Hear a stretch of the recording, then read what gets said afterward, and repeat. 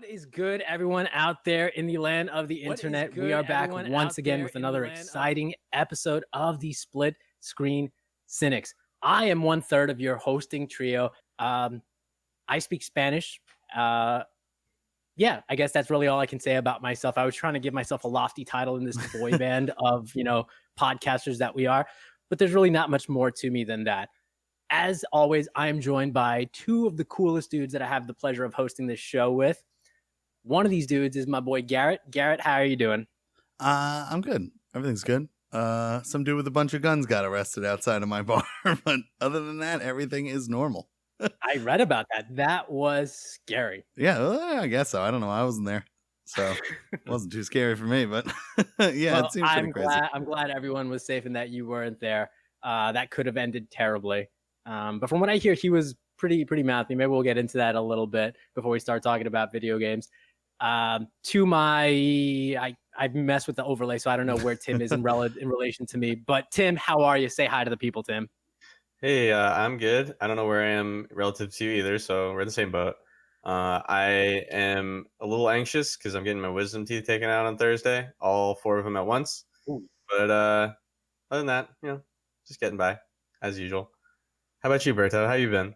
I'm doing great. And do you know why I'm doing great? Because we have the awesome pleasure of being joined today on this episode by someone who is equally as awesome as we are, our friend and everyone else's friend out there in the internet, Joe from You the Gamers. Joe, how are you?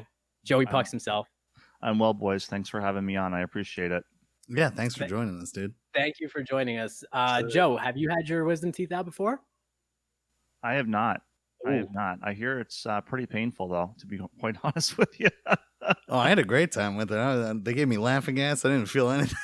I didn't feel anything during also because they gave me laughing gas. I ended up weirdly crying, getting super emotional afterwards, and then a lot of pain in the recovery. But the time during was great. My biggest fear. A jaw bra, it's called, I think. It's like some sort of thing that kind of wraps around your face and keeps you cool and stuff. My wife had her wisdom teeth out probably a year or two after we started going, and I remember her going through that whole thing. So I was eating ice cream and playing the original Halo, and had Vicodin or whatever. It was great. I had a great time. My biggest fear is just saying embarrassing things while I'm on drugs. Oh no, that's the best part. As usual, but hopefully I don't reveal anything too embarrassing. But well, as long as you go into the operating room with that in mind, don't say embarrassing shit, don't say embarrassing shit, don't say embarrassing shit. I think that might be enough for you not to say embarrassing shit. Don't quote me on. We should live stream it. I'm not a doctor, so I'm terrified. But don't quote me on that. Whatever you get from this is not medical advice, so you can't sue. Next on getting your wisdom, our stream to a dentist. You should check this out, dude. We should live stream it, and we'll get a lot of views. Definitely plug the podcast while you're in the operating on the table, though. You never know. I might. I think you should. We are the Split Screen Cynics, and we're a video game podcast, not a dentistry podcast, contrary to popular belief.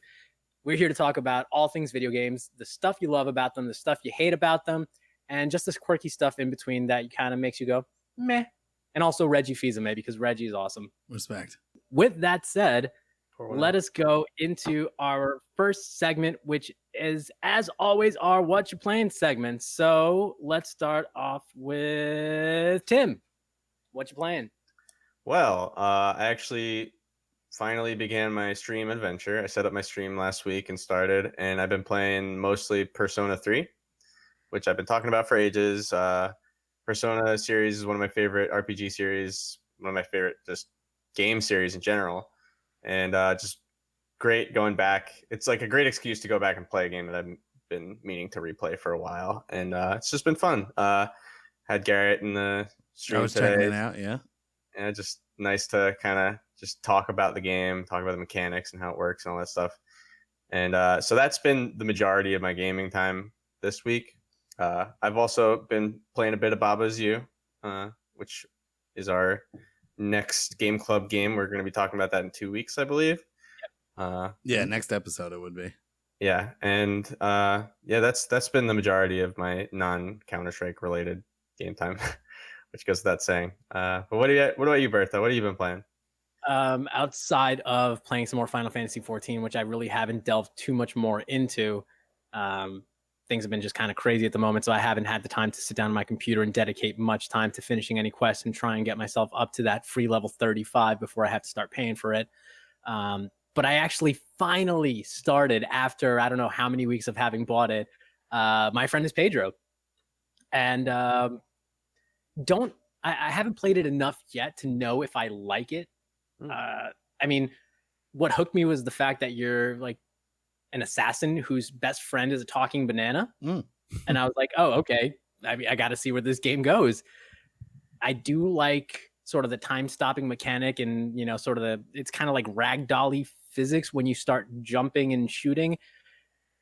Not much to say about the story so far, because like I said, I'm just into it. So I haven't actually quite played it enough to be like, do I like this game? But I already bought it, so I might as well play through it. Can I ask, because I've seen a lot of gameplay from My Friend Pedro, and how does it actually control? Is it like a twin stick shooter? Or? It is a twin stick shooter. So okay, you move so you move with the left analog stick, and then you aim and shoot. You don't aim and shoot, but you aim your handguns with the right stick. Because it seems like he splits the guns at points. Is that like a button you hit, or is that? Yeah. So there is a point in the tutorial where like Pedro comes up and the banana's like floating there. He's like, oh hey, by the way, if you hold like ZR, it locks onto one target, and then you can shoot the other target. So he does kind of like this like split gun maneuver, so you can flip and shoot two guys in like a 180-degree radius, which is kind of cool. Watching the video, I was like, oh, how did like, do you control both arms? Or so it's kind of a mechanic where you split off from the normal aim. Got it. Yep. And then obviously as the difficulty scales up, you don't get health regeneration. So at the easy mode and at the normal mode, your health regenerates, and also there's an auto assist with the auto aim assist with the first two modes. And then when you get to the hard mode, there's no health regeneration, and there's also no aim assist. So interesting. You're pretty much getting thrown to the wolves. Okay, I mean that's definitely on my list. It was looking cool, but I just know there's so much on my plate. I think my problem with that was I came into it expecting something like Katana Zero, because they described it as sort of the same, time stopping mechanic and things like that. So I was expecting a game that played very much like Katana Zero, and this couldn't be farther from that. Wait, so what's the time stop? What's the time stopping mechanic? I didn't even know that. It's kind of like a bullet time mechanic. So you hit the left analog stick and like time just slows down. So it's basically like the bullet time from what is it, Max Payne. Okay, got it. And then that obviously you have a bar for that, and then as you use it, it depletes, and then it regenerates over time also. So I don't think the controls are quite as tight as Katana Zero. And again, I think that's my big mistake, was coming into this thinking it's going to play like Katana Zero. So I really have to try and divorce myself from that. Like, this is not Katana Zero, stop thinking about it through that lens. And maybe that's what's going to get me to like really be kind of impartial about the game and sort of, grade it on its own merits versus like, but it doesn't play like Katana Zero. Yeah, I was thinking like Hotline Miami kind of gameplay when I was seeing it, but I don't know. It looks like its own monster a little bit. Yeah, I thought it was like a hybrid between those two personally, but I am surprised that it doesn't play like Katana Zero. I had those same thoughts going in, but yeah. So I'm gonna give it some more time, and then again, like I said, I bought it, so I'm stuck with it. Hopefully, I end up liking it. Otherwise, that's like $15 that I'm not getting back. Well, we've made worse mistakes before. Oh my god, yeah. Anthem. Yeah. Oh, you beat me to it. But anyway, that's what I've been playing. Joe, what you been playing, man? The last couple of weeks have been a little bit of a change of pace for me. I got like 4 or 5 games I listed here. Usually I'm a one game guy. I don't venture too far from Old Faithful, but Destiny 2 has been on the menu. Me and the crew that I usually run with on Destiny did some raiding a couple of weeks ago and put the knife through the heart of that. So that was pretty cool. Apex Legends, multiplayer battle royale, messed around with that with a couple of the guys I normally play that with. Those are the two kind of most frequent games that I'm playing right now. Call of Duty, believe it or not, Call of Duty Modern Warfare Remastered is a game I played the last week or so. My brother was a big Call of Duty guy, and then when Call of Duty kind of went off on like pseudo Halo with exosuits and double jumping and wall running, wanting to be Titanfall, that sort of thing, kind of lost interest. But he picked up the game and was like, yo, I'm looking forward to the new Modern Warfare that's coming out. Like, let's mess around with this remastered game. So I play a little bit of that. Some Borderlands, the pre-sequel. Borderlands 3 is coming out. So I've been playing Borderlands 2, and then this other content that I got as part of the Steam Summer Sale. And then, believe it or not, based on the conversation that Garrett and Berto, you and I were having on the train ride home from Play NYC, I actually play a little bit of World of Warcraft, which is a bold decision, certainly. Yeah. So, I mean, now Joey P is like way off in unfamiliar territory because historically I have not really played those types of games, and I've never played a Warcraft game. So I'm on like level 5 or whatever, and we'll see if it sticks or not. Very nice. How are you finding it so far for someone who hasn't like really been into the MMORPG scene? I mean, it's certainly an adjustment. It's you know, I think I bumped into Garrett, you know, down at Growlers, and I was like, man, is there like a way to make my guy like attack faster? Because I'm hitting all the inputs that it tells me to do, and this guy is just like, you know, taking his sweet time reloading his musket or whatever he's got. Yeah, I think I said, oh yeah, the game's like way slower than anything you're used to, probably. Yeah, so like it wasn't clear to me whether or not like I had any kind of, you know, control over that stuff. So. Yeah, like I said, it's definitely a new experience. So it's cool. You know, it's exciting. I'm like I said, 4 or 5 levels in or whatever. You know, we'll see how it goes. Yeah, I think it's kind of tough too, because modern day WoW, like getting into that is a very lonely experience compared to like when the expansion starts, or for example, when Classic starts next week, maybe it is, or something like that. Yeah, 27. Because, yeah, like, there's very few other players running around. Like, general chat and stuff doesn't really exist anymore. So, I think, like, comparatively, starting now is a little tough because it feels like a ghost land, probably. I did have a question. So, Call of Duty, right? Because I think you, I was listening to you guys on playing the game. I think on Friday I was listening to it.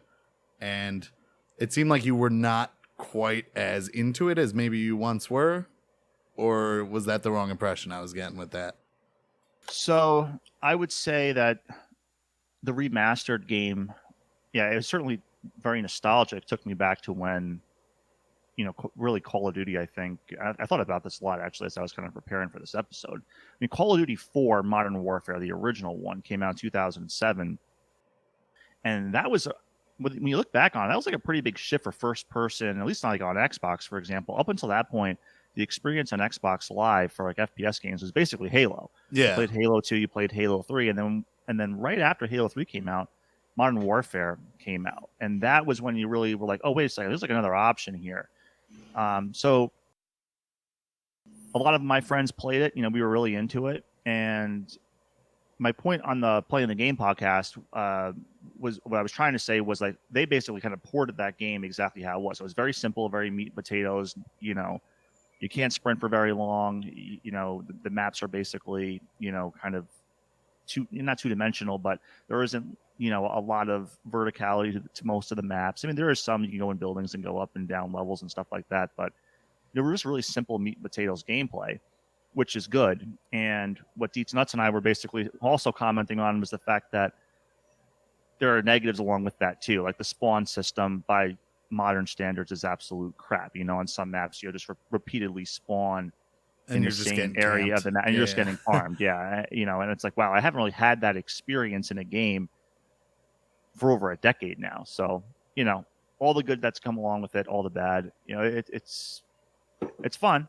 But I think maybe the fast twitch shooter has kind of also passed me by as I get older. So there's also that aspect of it. Yeah, that's the always unfortunate part of getting older and playing games. Exactly. Because I always thought Call of Duty was basically just like, you know, the fast shooter compared to Halo. At least back in the day, Halo was a lot slower, I remember. So I'm interested because I'm tempted to play the new one when it comes out, just because I have people at the bar and stuff that are interested in it, but I don't know. Call of Duty was never really my style. I feel like I just get shot in the back and die every time. So part of me really also kind of wants to go back because Modern Warfare was the last one in Modern Warfare 2, which I guess was Call of Duty, 4? Call of Duty 5, I believe. Yeah, I think it was 4 with Modern Warfare, but Modern Warfare and Modern Warfare 2 were the last 2 Call of Duties that I was really, really into because I was I enjoyed the story of those two. And then after that, it felt kind of derivative. It was just the multiplayer was really like the draw. I never got into Black Ops or what is the future one with the wall running and with Kevin Spacey before I lose it a little bit. Advanced Warfare, like that's where they lost me when it became kind of iterative where they were putting them out year after year. But now that they're going back to Modern Warfare, that's kind of a draw for me. So maybe I might go back to it. I do like Soap and Captain Price. Yeah, I think you got to play it for the story mode, if nothing else. I could see myself playing that. The multiplayer, those are that's the aspect of these games that keeps me hooked. It's the reason that I played Destiny for so long. And if I'm not, I don't see myself putting in the time to Call of Duty to stay at a very high level, or above average level of performance. I think that that may not be sort of where my head is at anymore. Am I supposed to now throw to I didn't want to throw to myself, but I was like, Garrett, I do that here. So what have you been playing? Not a lot of new stuff aside from stuff I can't quite talk about yet. I did start Baba Is You. I was talking with Tim a little bit about that, but we'll save that for next not podcast. A lot of stuff that you can talk about. What do we have an embargo on something? We don't have that kind of Dude, clout. we have a whole episode on it. I'm gonna save it for that. It's dope so far. I'm enjoying it so far. Okay, so you were talking about Baba. Okay. Yeah, but I know. I thought there was something else. I was like, wait, what kind of clout do we have that we can't talk about a game? So the other stuff is Play NYC stuff, which we're gonna talk about in segment 3. So I won't talk about that too much. Actually, what you said is accurate. Yeah, there was actually a couple demos that I downloaded. So I was playing some stuff demo wise outside of the actual event, which was cool. Last Saturday? I don't know when it was. 2 Saturdays ago, I played a ton of Mario Tennis for N64 at my friend Spat's house. Tim was there. He could tell you all about it. My thumb still has a mark on it from the N64 joystick. We basically played Mario Tennis for like 8 hours straight, I think, like with slight breaks in between. The good Mario Tennis. And then weirdly, it's the only Mario Tennis as far as I'm concerned.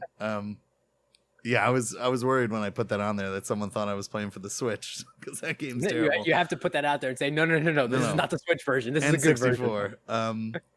And then, so I haven't actually had that much time for video games. I've been doing a lot of stuff. I went to the beach this weekend, but I have just been thinking of WoW Classic a lot, which is weird because not only is that game, from 2007, maybe, I don't even know when it released, 2006, but I haven't really had this much excitement over a game like since then. It's weird. Like games nowadays, I don't really get excited when they're coming out because I'm just sort of like, yeah, whatever.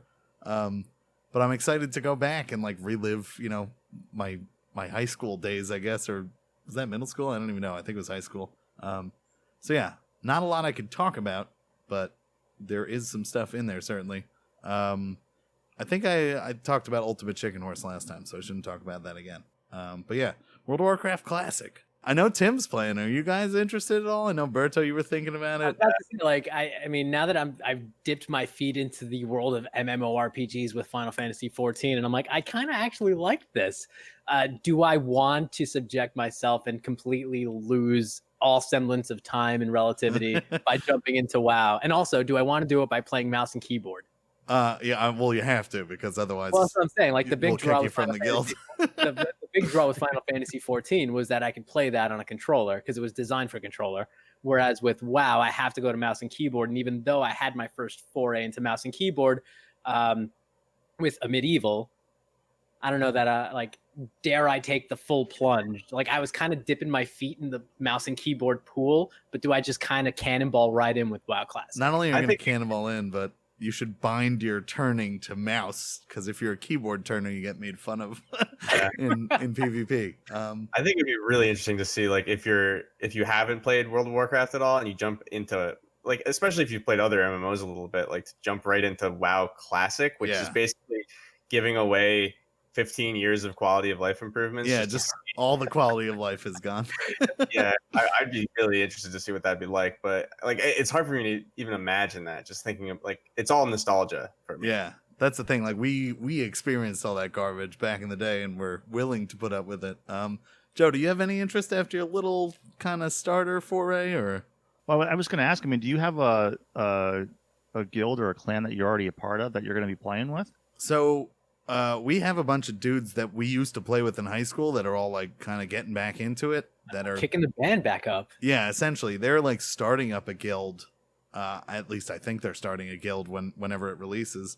And then I actually have the last time I played like serious World of Warcraft, which was, I don't know, maybe a year ago or something like that. I actually got in touch with those dudes, and they're going to be playing on the same server at the moment. So I guess there's options there for that.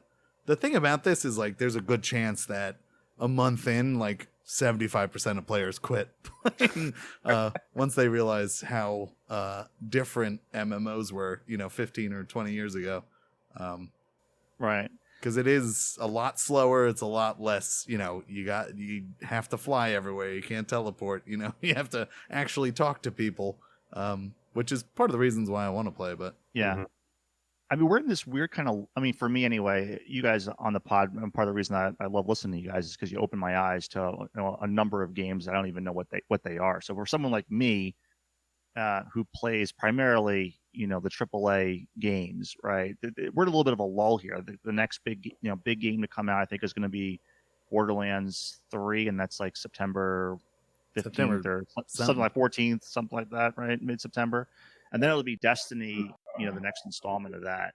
So I've got this weird, like 5 or 6 week period here where there's really not much going on. So I guess I could see myself maybe dipping my toe in. I mean, whether I know life the damn thing, I don't know, but we'll see. Trust me, if you try to know life it, you'll still get beat by dudes. That's my concern. Yeah. Like I was talking to Garrett about this last night. Like my gaming schedule is already so packed with stuff that like I'm just gonna get left in the dust. Don't worry, Tim. I'll power level you.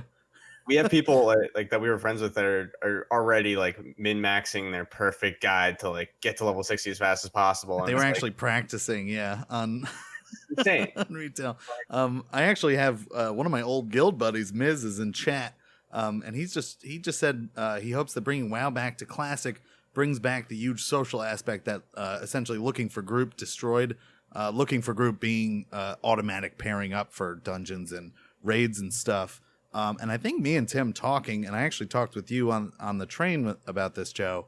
I think that's kind of my hope out of all this is that, MMO developers realize that some of the old stuff was better because of the community aspect. I think that's the only real advantage that vanilla has over modern day WoW is that the community is so important. As far as, whoever has the coolest gear, like they put in a ton of effort, like they deserved it. And you see that guy and you're like, whoa, he's got, whatever sword or, whatever enchantment or whatever cool thing. So to me, I hope it's successful just so that it kind of brings that design element back to games. I kind of think that's what modern MMOs are lacking, which again, I understand because, you keep your subscribers up that way. So that's kind of my hope for this whole thing, but it should be fun just to, rehear the memories and the music and everything. I actually have the full WoW soundtrack bookmarked on YouTube, and I'll like if I'm doing some writing assignment or something, I'll listen to it and I'll just be like, oh, remember? It's like I remember the glory days of WoW.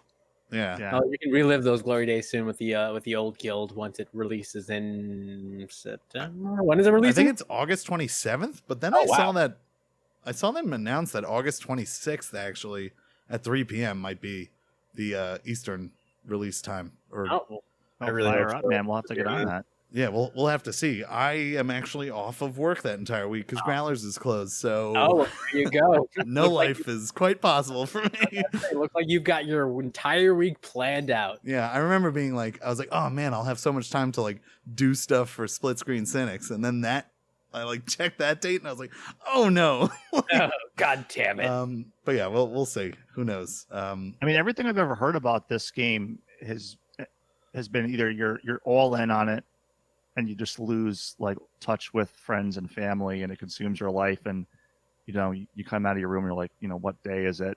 Or people are like I can't get into this, and there seems to be no sort of half measures, if you will. And it seems like maybe what they've done more recently is like I think what they did with Destiny, I keep comparing it to that, sort of making it more accessible for people. The hobbyist, I think, is the way that Deets Nuts put it. And let people play a few hours a week and still keep up. Yeah.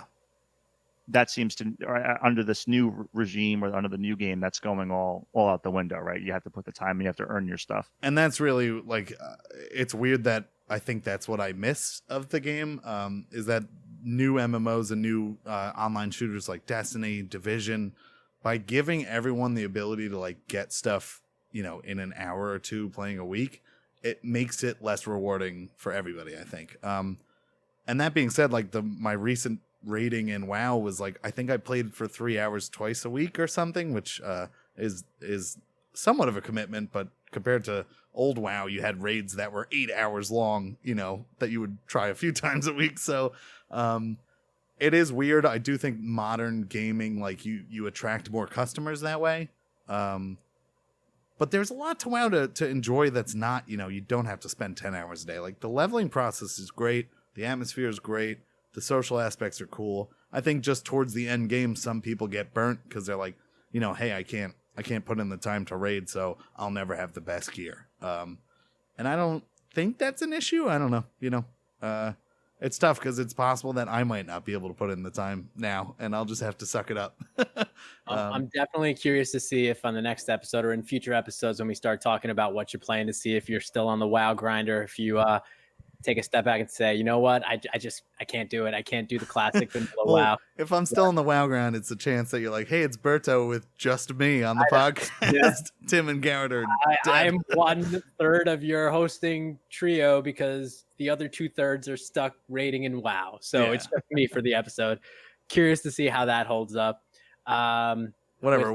We could do an episode in the future, maybe. But should we move on to Cynical Spin? What do you say we take it on to our next segment, which is our Cynical Spin? Sure. All right. This first news item: Respawn facing backlash over recent microtransaction scheme. Devs getting involved in a flame war. Sounds interesting. Garrett, was this one of yours? Yeah. So I posted this one. I actually grabbed this article from Forbes. It's all over the place. You can just kind of Google it. Just to sum it up quickly, basically, Respawn recently put into Apex Legends the new kind of skin / loot / whatever scheme. At the end of the day, basically, if you want the legendary Tomahawk skin, to even get a chance at it, you have to spend about $170 to get all the other items in $7 loot boxes. Naturally, fans were not the most excited about this. Respawn actually apologized and was like, you know what? If you want certain skins, we're going to put a way to get them at $18 a piece for the legendary ones. So that also didn't rub people the right way. So naturally, the devs started commenting back towards, you know, the naturally irate or angry gamers. And one dev actually called gamers asshats. He called a specific guy a dick, and then called a lot of players freeloaders.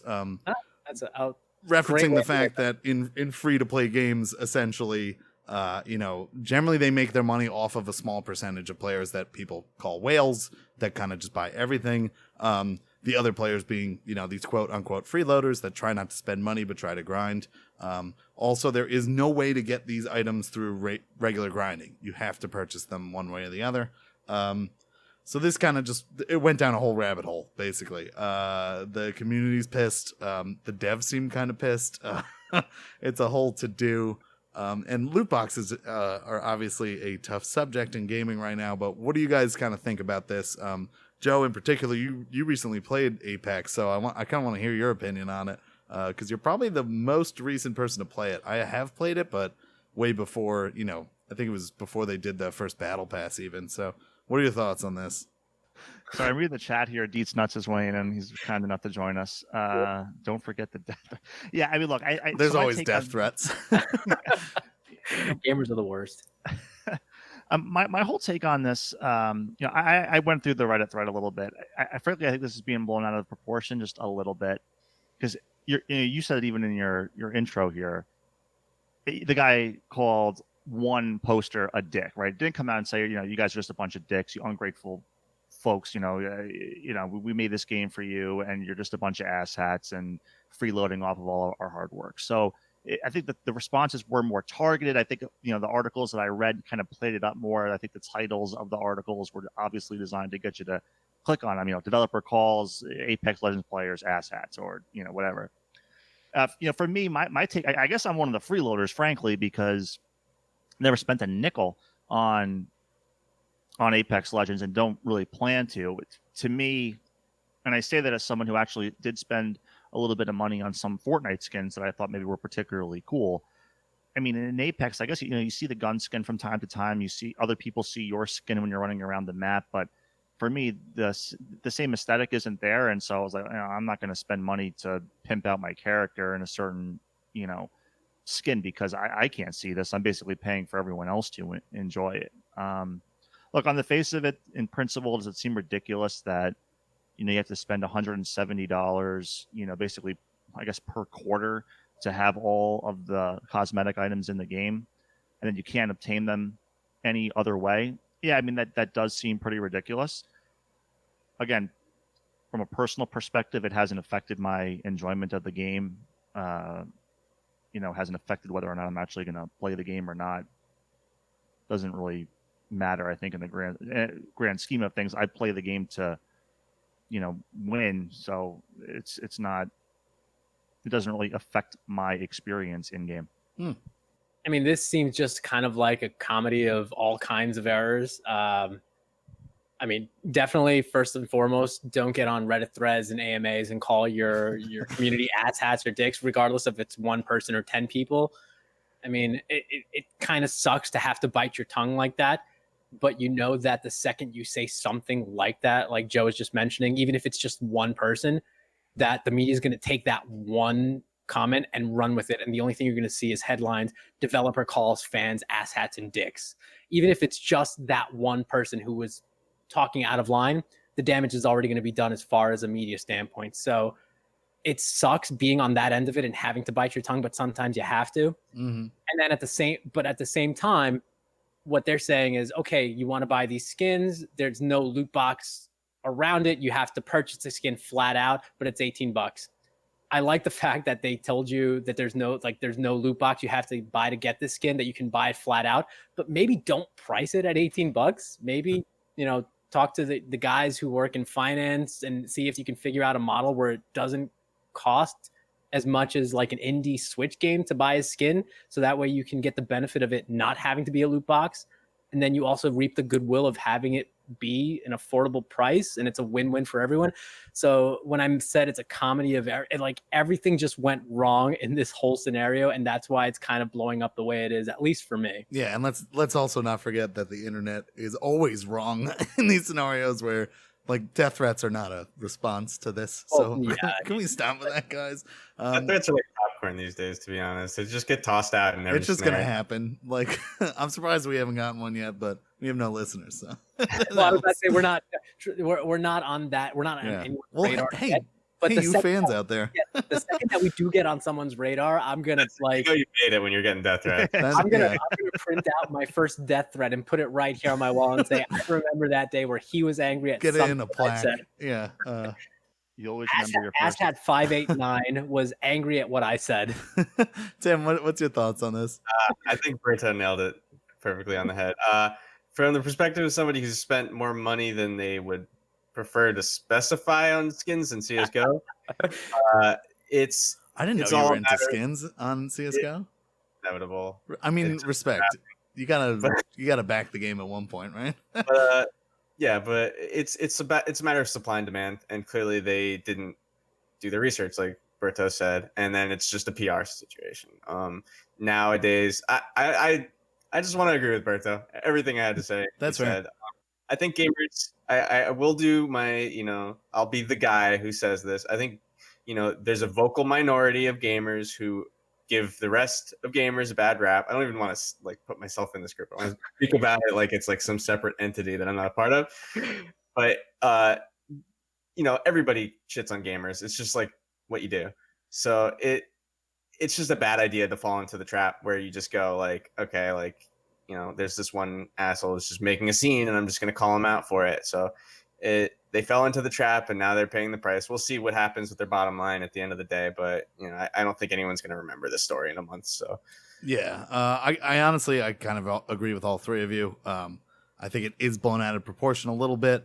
I actually kind of like how because I do think the prices are outrageous. I think the method to get, the legendary skin is outrageous, and the fact that you can't play the game and like get some stuff is outrageous. But I kind of like it because it's almost like a deterrent for you to get into it. It's like, well, fuck that noise. I'm not going to do any of this. Like kind of how Joe said, like Joe doesn't care about it, and the prices are so crazy, like you wouldn't even get into it. I actually got a little bit burned by the initial loot box or battle pass or whatever. I liked Apex Legends so much, and the polish was so good that I was like, you know what? I'll support them. I'll buy it. I'll get some stuff. And then it was garbage. It was an absolute garbage battle pass that didn't work at all. So as a guy who was somewhat burned by this company a little bit on that one, I do think this PR wise, don't let your devs talk to anyone, especially in a flame war. Only announcements going forward about gameplay or something like that. You should have a community manager handling something like that. And B, I do think they're screwing up a little bit because Apex has kind of gone off a cliff as far as viewers on Twitch, as far as people playing. And this kind of stuff is going to keep people from, coming back to the game a little bit, I think. So I actually think it's in their best interest to get this more interesting for everyone playing. And those, quote unquote freeloaders, throw them a little bit of a bone, because then they'll keep playing the game. This is the kind of stuff that people will just not play the game after a while. I mean, I stopped playing after the Battle Pass thing. So I think they screwed up a little bit on this one. I think if they priced it right and they had, interesting enough ideas, they could bring a bigger audience into the game. That being said, I don't think people, deserve anything in a free-to-play game.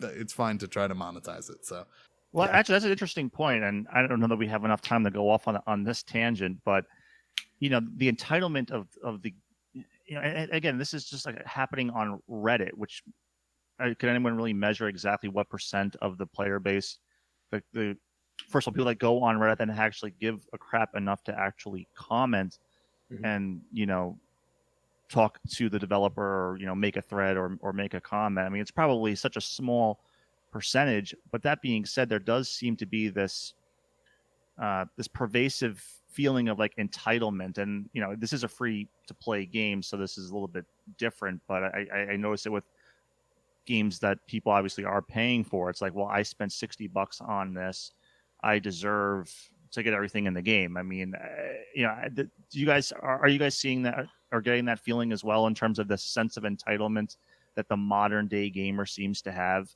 How dare you do anything that I don't approve of? I think that goes both ways. I think in a situation like this, it just seems silly because it's a free to play game, so they don't owe you anything essentially. I do think in other games that can get out of control where it's okay, people are upset with the current state of World of Warcraft. They pay $15 a month and they paid $60 for the game, and they've invested, hundreds of days of playtime into the game. So I think it kind of depends on a case by case basis. In this one, it feels kind of just people are entitled. It's well, Apex, why don't I deserve the skins? And it's dude, if you're not paying anything, whatever, just don't buy it. Well, I just think it's important to compare these, the fringe people to other mediums. If you're a fan of some reality TV show or some, fictional book series or movie series, you're always going to see these types of people who get really bent out of shape when things don't go their way. And when in gaming, it's just exacerbated because the devs and the community tend to mesh, or maybe not mesh is the right word, tend to bump up against each other a lot more on the internet. And then you also have this the Reddit aspect plays in as well, because the Venn diagram of Reddit users and gamers is the smarmiest group of people you could ever imagine. So it's really just a perfect storm in this situation, and you see it a lot. So this was bound to happen with the way things were going, but there's no winners really in this situation. Yeah, so. There's actually a couple chat comments. I wanted to call out the point that Miz brings up in chat. People claim to hate the grind, but you got to give them something to grind for if you want to keep them playing the game. I kind of agree with that sentiment where people complain about but the grind in the game, it gets tedious. But if you're not pushing them to buy anything, if you're not forcing any loot boxes or any microtransactions on them, like you got to give them something to play for, or else the game gets stale, and then the players are going to complain about, a stale game, a boring game. There's nothing new. So it's kind of like a damned if you do, damned if you don't situation when it comes to gamers. We really are kind of the worst sometimes. Sure, yeah. And Deets Nuts also said, like, they're trying to land the whales, and then the ship got sunk by Moby Dick, is what he's saying. But that is true. A lot of these schemes are essentially targeting the whales. And I'm sure some people went ahead and bought the whole thing. I know streamers love to grind out. They had the little dagger for Wraith, and there was a big, like, people put in, a certain amount of money opening loot boxes because there was a thing where because it's the only like super legendary item, the best chance to get it was before they released more legendary items. So people just bought like 200 loot boxes to get it and stuff. So, you're going to catch the whales no matter what. And that's fine. It's free to play. But I do agree, like, throw the free to play players a bone, because without them, the game's going to sink. But hey, at least they didn't try and sell you a reskinned dog. Previously, I saw that on Fortnite. That was funny. Well, speaking of streamers and loot boxes, I do have another article. Looks like we got a theme going on here. Clearly, loot boxes. On loot boxes shows streamers often get paid to open said loot boxes, and devs discuss giving streamers better odds on at least one occasion. This is an article pulled from Polygon. Yeah, this, I don't know if I need to walk through too much into this, but basically the FTC recently had a workshop, just kind of, I think the idea was just to get information about loot boxes to the people who have no idea what the fuck loot boxes are, that are in the Federal Trade Commission discussing loot boxes. This actually happened a few days ago, I think maybe early last week or something like that. And basically there was some slightly interesting information that came out of this. There's a guy, his name is Omid Dariani, I believe is his name. He's the CEO of Online Performers Group, which basically represents a bunch of streamers and stuff. I think he essentially is inside this business a little bit. And he did say during questioning that streamers were often approached to open loot boxes and offered money for them. And he did say that there was at least one business meeting where he did overhear a developer say we could increase the odds on these loot boxes to essentially like promote the product more, because if your favorite streamer's opening a loot box and gets better items, like hopefully it'll drive players to do so. That being said, someone added something here. I don't know who added the third point. Was that you, that Joe? was me. Yeah, the Need for Speed thing. And that ties into this whole debate over loot boxes. Like, it seems to be changing the industry a little bit, because I know Epic dropped loot boxes entirely in Rocket League. It looks like, Joe, you're saying basically that Need for Speed is going to do the same thing. Yeah. So the takeaway from this article was that the discussion, I guess, had at EA was, or they people were asking, are there going to be loot boxes in the new Need for Speed game? The answer was there will not be quote unquote loot boxes. What there will be, though, will be things like car packs, booster packs, item packs that would maybe help you find stuff like in the game world to accelerate your progress through the game. So, I mean, to me, that really boils down to the issue of, am I paying X dollars for a random chance at something, or am I buying something like I would buy anything else? I know exactly. Essentially, it's taking the gambling and or randomness out of it a little bit. Exactly. Now, the reason I brought this up, and you gotta realize, like, this is not documented evidence that they ever increased odds for a streamer. I mean, Miz in chat is saying, like, it's so easy to increase the odds for X players too if they wanted to, which, I'm sure it is. I'm sure it's so easy to be like, okay, the next 100 people after we show this guy on stream, like, they're gonna get better odds or something like that. But what do you guys think about this? Because I was trying to compare it to, you see like the lottery on TV, right? And they're always like, this guy won, and he's holding a check. It's like, this guy won from his local grocery store or whatever. Like, is that much different from that? You know what I mean? Like, you're essentially advertising a product. So do you guys think this is kind of morally an issue? Do you think it's okay? Where do you stand on that? Oh, it's definitely like one of those the first hit is free kind of thing. Not quite, but along the same veins where they're giving more favorable odds in the in the hopes that they're going to get other people to start buying loot boxes. Like, hey, you see your favorite streamer over here? Look, he's buying loot boxes, and look at the cool new item he got. And that was totally random. And I'm like, yeah, how random? Let me look at the numbers behind that. I want to see how random that was. So I definitely, I mean, it's definitely a little sneaky. They know what they're doing, and it seems a little, a little, like preying on the ignorance of most gamers. Through the lens of Counter-Strike, Counter-Strike's a little different because there are loot boxes in the game, but the primary economy around skins in Counter-Strike is through third-party vendors and third-party resellers and just like trading between players in the marketplace. And there have been several sites where essentially they create custom loot boxes by basically saying, these are the items you can get when you choose one of our loot boxes, and these are the percentages you get each one of these things. And they've had streamers, like really popular streamers, do it, and they'll be like opening X amount of cases and being like, look at all this great stuff I'm getting, and it turns out that it was like fixed odds, purposely trying to make it look good to get consumers to come spend money on their websites. And it was major scandals for the game. Valve has completely escaped criticism in this because they're not a part of it. But it's interesting I think it's worse when you have like the direct company that's in charge of this that is doing this. I do think just it's a really bad look for any company to get caught doing this type of thing. It's bad enough that you don't necessarily have access to these odds, but when you have, because streamers are such a big influence on the decisions that gamers make these days, that it's just extra despicable. So I'm content that it got leaked that this type of thing was happening.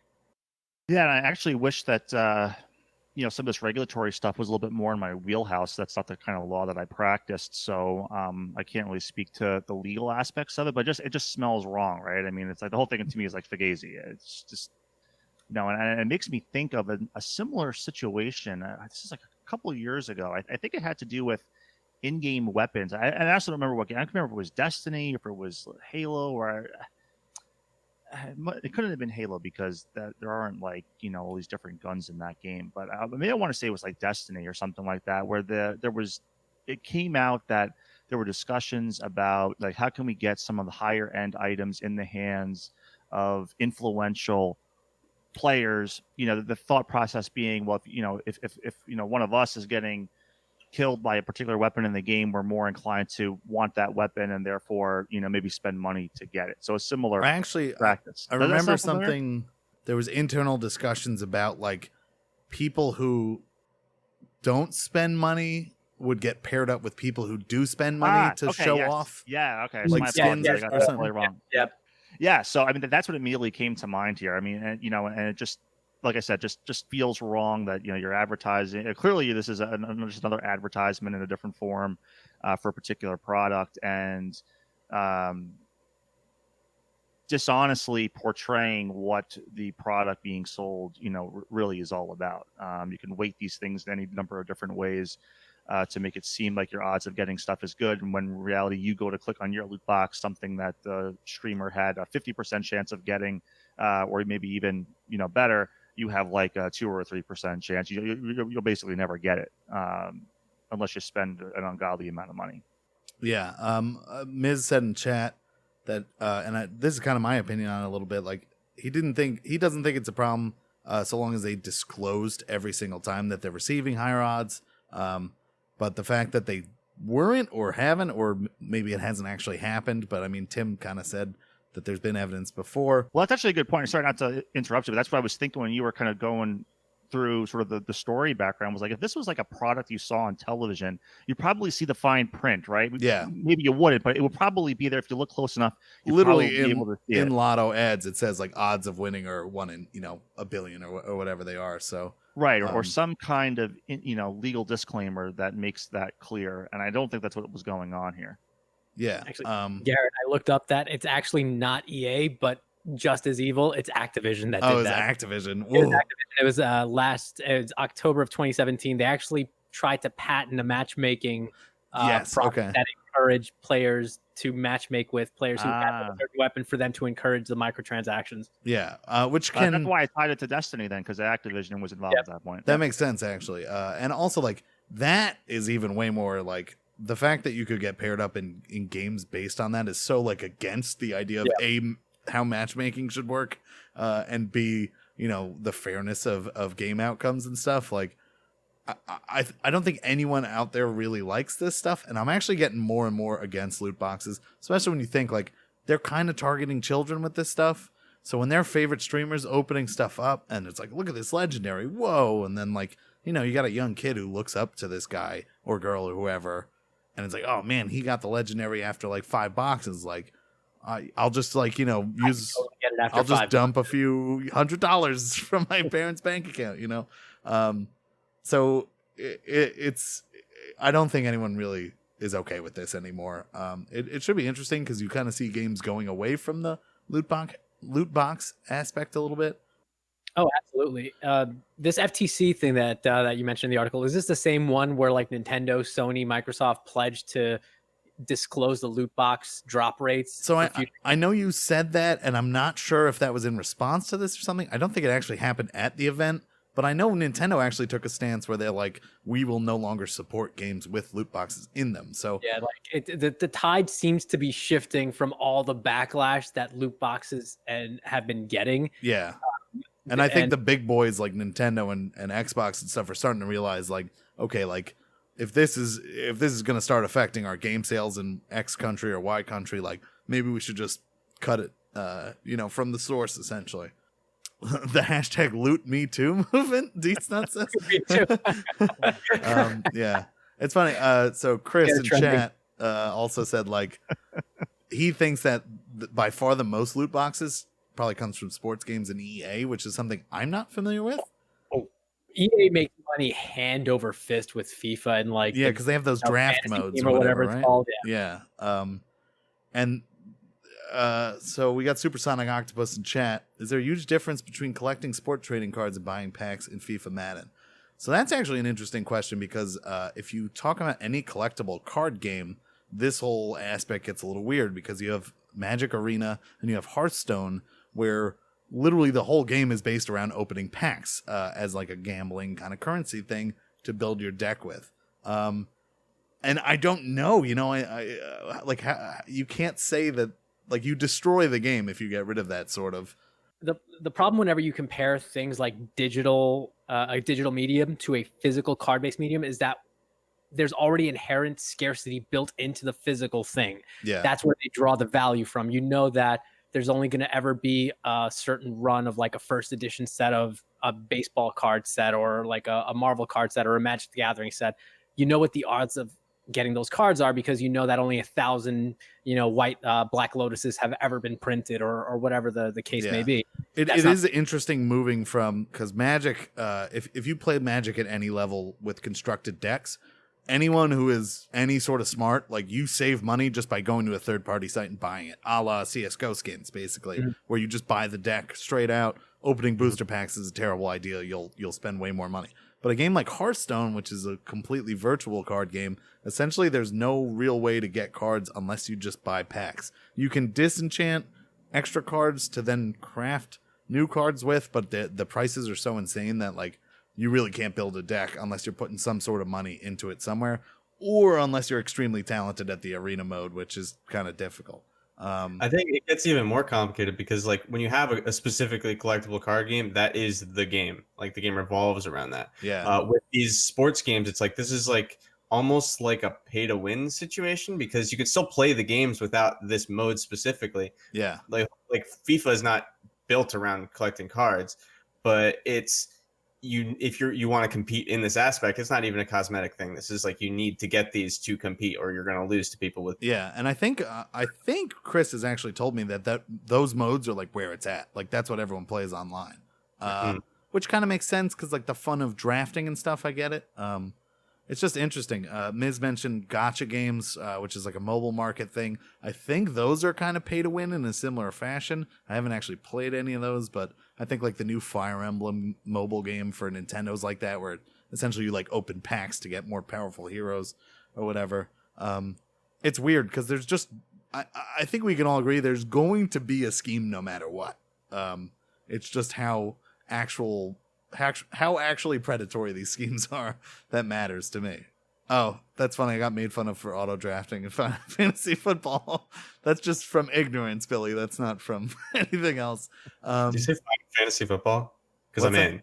Final Fantasy Football? Yeah, hell yeah. Oh, I am down for Blitzball. Final Fantasy Football. Oh, no, is that what fuck it's called? that. Blitzball? Nope. I was about to say I'm in for Final Fantasy Football, but you mentioned Blitzball, and I'm out. That's fair. Blitzball is supposed to be based on numbers, and that shit never worked. The dude has a 5 defense. I have a 15 attack. I should steal the ball every time. Never works. As a person who's never played Blitzball, I know that people don't like it. It is not good. And with that said, let us go to the third news story. Senior executives seem to be leaving Bioware like it's their job.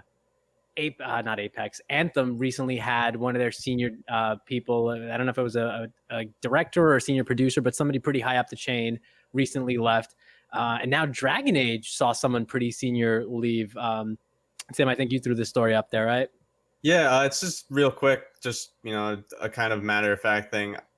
When it comes to these big producers leaving the company, it's one of those kind of like, is this the end of the company sort of situation? We're talking about Bioware, who has had a string of misses recently. They had Mass Effect Andromeda was like a pretty big flop, and then I think we all know about how Anthem is going, and not too good. From reading around and on Reddit and stuff like that, it seems like they're hedging all their bets on Dragon Age 4, which, judging from what they were doing with Anthem, it seems like they had kind of taken their chips out of that bag, because it seems like they converted a lot of their team from Dragon Age 4 over to Anthem, and that obviously didn't work out. So this might just be the last hurrah for Bioware, which, for the last X amount of years, I don't know, like 15, 20 years, one of the biggest names in gaming. We're not ready to put them in the grave just yet, but if you're a Bioware fan, you got to be shaking in your boots a little bit. I mean, yeah, at this point, this is like, you're not ready to take them out back and old yeller them, but maybe you're starting to sell off your Bioware shares. Yeah. As a guy who owns stock in Activision Blizzard, this has been happening at Blizzard recently, and I'm like, oh man, should I sell these or maybe the thing is, maybe it's a good thing, because you never know. These might be some of the people who are responsible for making some of these flops. So it could be. That's not even a joke. That's true. It could be a major thing. Yeah. So whenever I see this, I always immediately think like, oh no, they're in trouble. But then you never know, especially Blizzard and Activision. Like, they've just, any fan of Blizzard could tell you there's been a huge issue in the past, probably at least 5 years, if not longer, as far as treatment of Diablo, treatment of World of Warcraft, treatment of StarCraft 2 for the most part as well. But at the same time, like, the fact that World of Warcraft Classic is being made is like, well, maybe there's a heart there that's like doing something right. And you never know, that might end up being a total flop too. But sometimes when I see this, I'm like, oh, well, hopefully the right people kind of take it over and do it better, because BioWare has made some great games. I didn't really like a lot of their popular games recently. Dragon Age 1 was cool, and after that I thought it was garbage, to be honest. But yeah, it's interesting to see this kind of stuff happening, because it's all doom and gloom, but maybe it's for the better. You never know. I don't know how you guys feel about that, but well, it's hard for me to imagine BioWare just like disappearing. Yeah, they've been around for so long. Right. If worst case scenario, I see them just getting bought out by some other company who just takes their IPs and says like, okay, let's try and squeeze some more out of this this leaky sponge at this point. But it can't, like, even trying to look at it as positively as possible. It's going rough for BioWare right now. In more the slightest of positive news, it's the Cataclysm event, I think it's called, the Anthem event. yes. I have heard cautiously optimistic things about it. Really? Yeah. I mean, it's probably a case of too little too late mixed with people who are just so desperate for Anthem to have any redeeming value in it whatsoever. That's me. Yeah. but I have had the thought, if my gaming schedule wasn't so like just filled to the brim with other things, I would consider logging on, seeing if there's anything fun about the Cataclysm event. But it's not like Bioware has earned my trust at this point. Yeah, so. I haven't seen much about it, but I did see an article titled on Kotaku. I didn't read it, but it said the Cataclysm event is not worth the wait. That's my only knowledge on the subject, but Tim that gave doesn't me mean a everything. Clover of Hope, and you just snuffed it right out. I mean, Kotaku writes weird articles, man. They're just trying to I clicks. following the Anthem subreddit, and before Cataclysm, literally it was just constant like railing on the company, railing on the game, railing on everybody. And I know they might not be the most like reliable source for accurate Anthem reviews, but I have seen a lot more positivity coming out of there, and even a response to that article saying like, this is inaccurate information. Did they even play it? Or are they just trying to all right, like make fun of Anthem because like it's so easy to do? But I mean, No Man's Sky recently turned it around, right? So they turned it. Oh yeah, they had just as bad, not as bad, but they had a pretty bad start also. Ooh, I would say worse start, honestly, in my opinion. I don't know. I think Anthem's got it beat as far as bad start because they had such high expectations. True. I don't think that the expectations for No Man's Sky were as big for it as it was for Anthem because they had the name like Bioware behind it.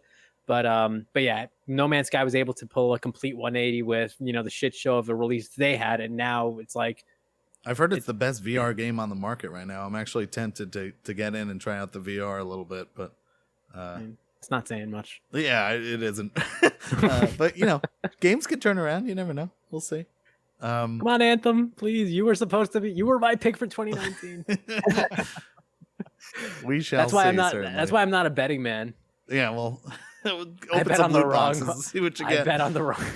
I'm gonna go buy loot boxes now. We should start selling loot boxes, and you can get like a business card. My favorite streamer showed me that you can get good shit on loot boxes. Yeah. Should we move on to segment 3? Let's go to our third segment. That also, was, like Sony bought Insomniac Games or something, but that's not really news. But that's cool. I mean, it's news in the sense that they were kind of like those two people who are always going to end up together, but never really quite made the moves. It's like it's about time, you guys.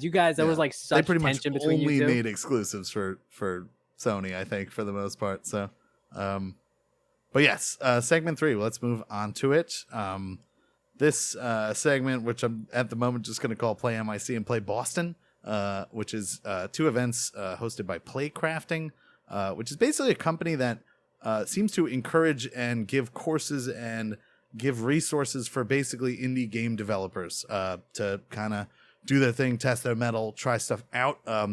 Me, Berto, and Joe attended Play NYC, I think it was last Sunday. Berto was there Saturday as well. Yep. Joe actually went to what we're going to call Play Boston. I don't know if that was the actual name of it, but he went to that probably about a month ago.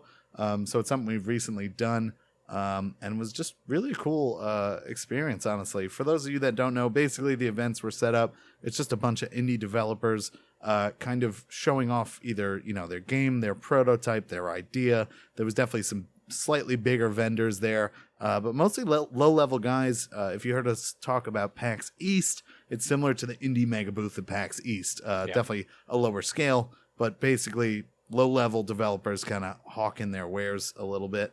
I kind of wanted to start off because Joe, just because you attended Boston before us, did you want to maybe briefly describe that, and then we could kind of go and talk about Play NYC, which is a lot bigger of an event, certainly. Yeah, sure. I mean, I think Play Boston was just like a scaled-down version of Play NYC. I would say, man, if I had to guess, it was probably about 1/5 or 1/6 of the size. I mean, I would say that the New York one was much more. There was a lot more going on in terms of just the number of people that were there, the number of games that were there. So the scale was definitely much larger at the New York event. But yeah, I mean, the Boston one has some kick-ass games too, and really the leader, and one that I know Garrett and Berto are familiar with, Evergate. which is like a 2D kind of platform puzzler type of thing, and it's got these cool 3D transitions. Beautiful game, and I've seen Deets Nuts play it a little bit on stream, whether he's supposed to or not, I don't know. But and then you guys have some experience with it as well. I mean, just kind of a cool game, a small team. I mean, what I took out of that event was getting a chance to talk to Kent and the rest of the team there, behind Evergate, and get a little bit of insight as to what they're up to and their story behind the game. So I think the smaller scale kind of worked for the Boston one in that respect, because you got a little bit more one-on-one time. You didn't have a huge line of people necessarily waiting to try out a game or something. You can actually talk to these folks and hear their story and learn about the development process and stuff like that. Yeah, and me and Berto actually at PAX East, Evergate was one of our big takeaways as like a game to definitely look out for. Oh, absolutely, without a doubt. Which I think that's the coolest part about these things for me, as like maybe not as a podcast co-host or whatever, but just as someone who plays video games, like being able to play other people's video games is so much fun to me personally. Was there anything else at Play Boston you thought was worth mentioning, Joe? We played this cool PvP game. It's called Sorcery. It's like I keep referring to it as kind of like a modern day Pong, and I think Deets Nuts was the one that said they probably really don't like that characterization of it, but really the closest thing that the four of us would kind of compare it to. And that's a game that is out now. It's on PS4, so far along in the process. I mean, those were the two games that really stood out. I know we mentioned one called Wilder Myth, which is some kind of like RPG. It's kind of like over my head the way that the guy described it. I kind of did I'm very much that genre of game, but it seemed to be the type of game that you play through it multiple times, and every experience they say is different, and your experiences in a prior playthrough sometimes will have consequences for subsequent playthroughs. You'll meet a character, or one of your characters will be kind of left over, and you may encounter that character again when you play through a second or third or fourth time. So yeah, I mean, those were the three games really that stood out of the Play Boston event. But admittedly, there wasn't the same population in attendance or even presenting at the Boston event. Gotcha. Good time though. When I go again, we grab beers beforehand, we grab beers afterwards. There was a mass yoga event that was just outside the venue on that Friday. Yeah, I saw that on your Instagram. It was a good time. Yeah. Deets Nuts is saying, I assume about the game you were just talking about, Papercraft Storyboard RPG Tactical Arena game? Yeah, you guys could see how it rolls off the tongue, Yeah. and why I had. I probably shouldn't have forgotten that. He's clearly more up to speed than I am. Hey, that helps. That is a lot of description there, though. But I don't know. It sounds cool, certainly. So I wanted to roll essentially all three of us. Tim, definitely chime in, or if you got questions, whatever. But what were you guys' kind of initial impressions of this event? I personally had never really done anything quite like this. I've done PAX East, I've done Comic-Con, I've done the typical con events. This one definitely seemed a little more industry focused. I don't know if you guys felt the same way. Berto, I think you've kind of done some stuff like this before. But Joe, for you, like this was like your first kind of step into an event like this. I believe. Am I wrong on that? Or Play ball thing, yeah. Yeah. So how was that experience for you? Was it kind of what you were expecting? Were you unexpecting? Were you thinking it was going to be a lot crazier, a lot slower? What'd you think overall? No, I think it was actually pretty much exactly what I expected, which was, obviously it's an indie game centric event. So I knew that I was going to be a little bit sort of out of my comfort zone, because those aren't the types of games that I typically play. There were games that they really spanned the spectrum. We had that one guy. The game escapes me. It was the one where you play. It was a PvP game where you're kind of playing like Tetris, but also it was Chroma Invaders, I believe. Yes. Or Chroma Vaders, rather. Right. And that kid was clearly, doing his thing on his own. I mean, he had like a little team. I think it was probably family around it looked like him. It was his folks, maybe. Right. but he was doing the marketing, right? He was doing all the promotion. He was doing the coding, all that stuff.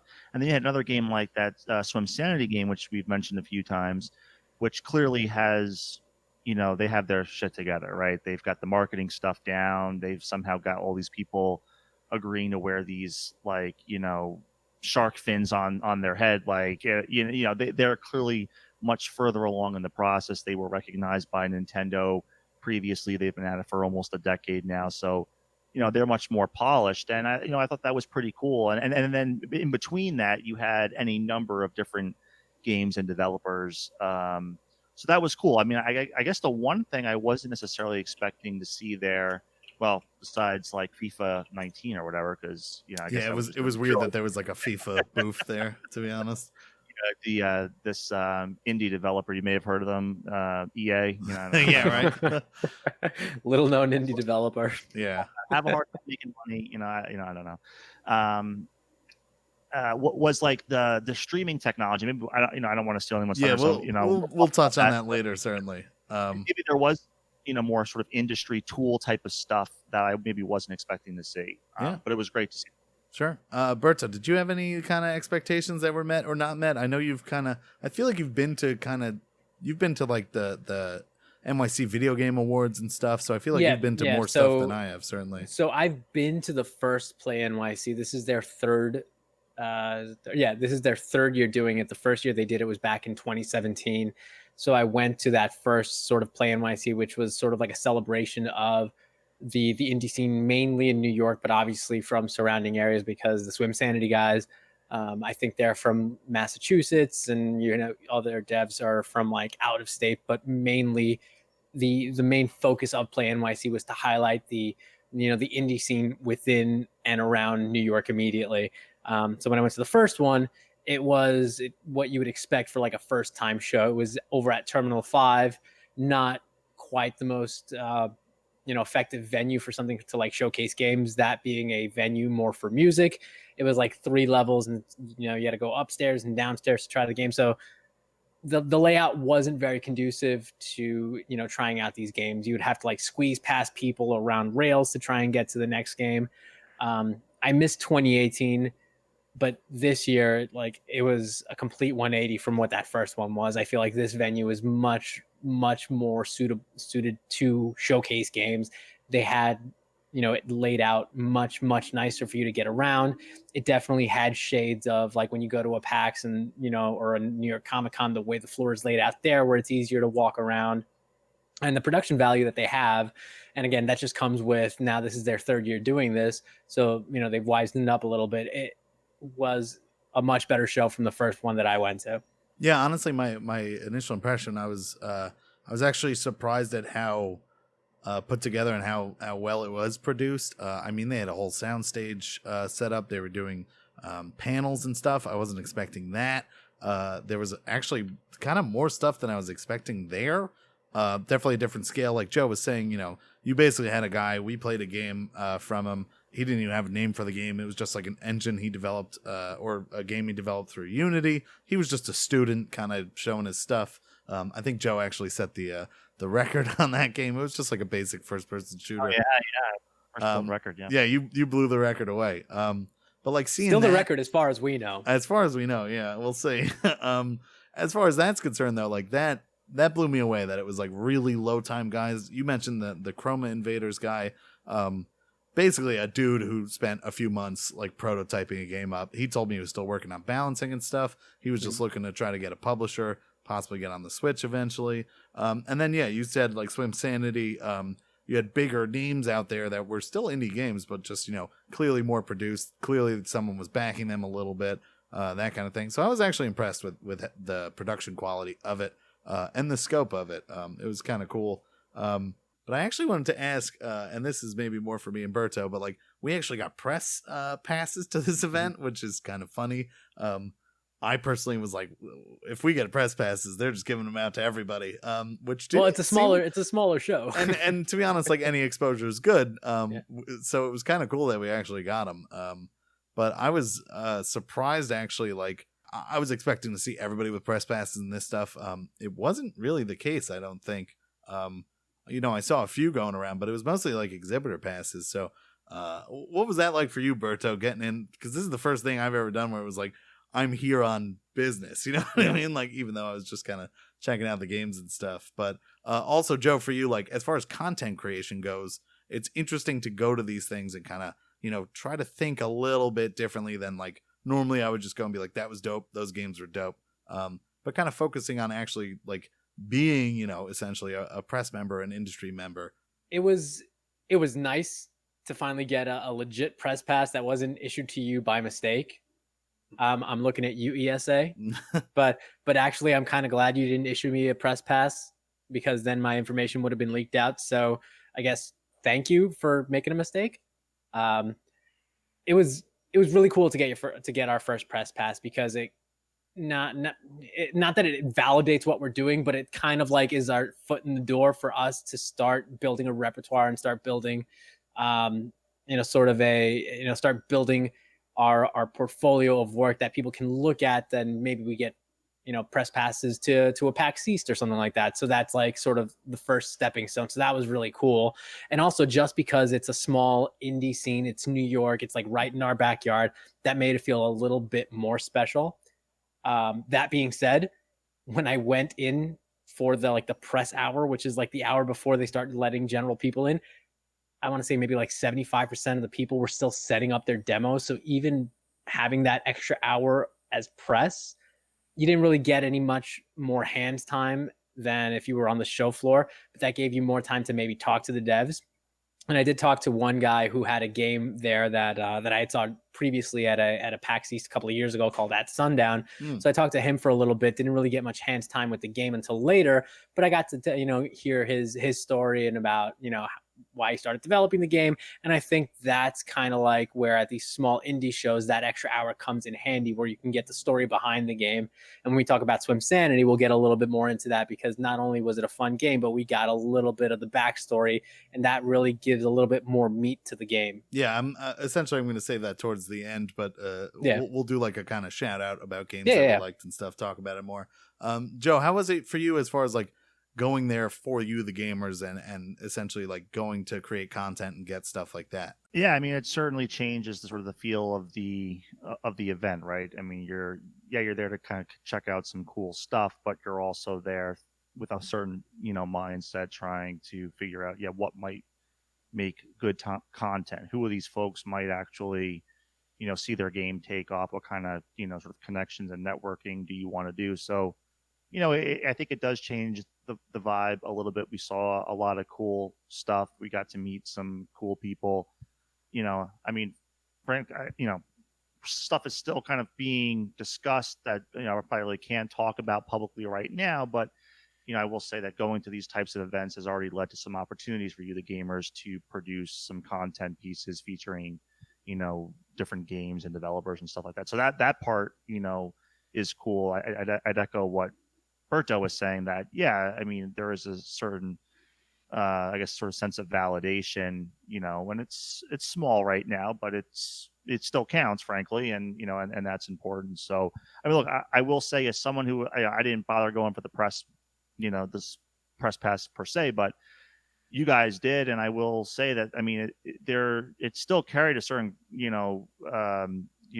gravitas with it.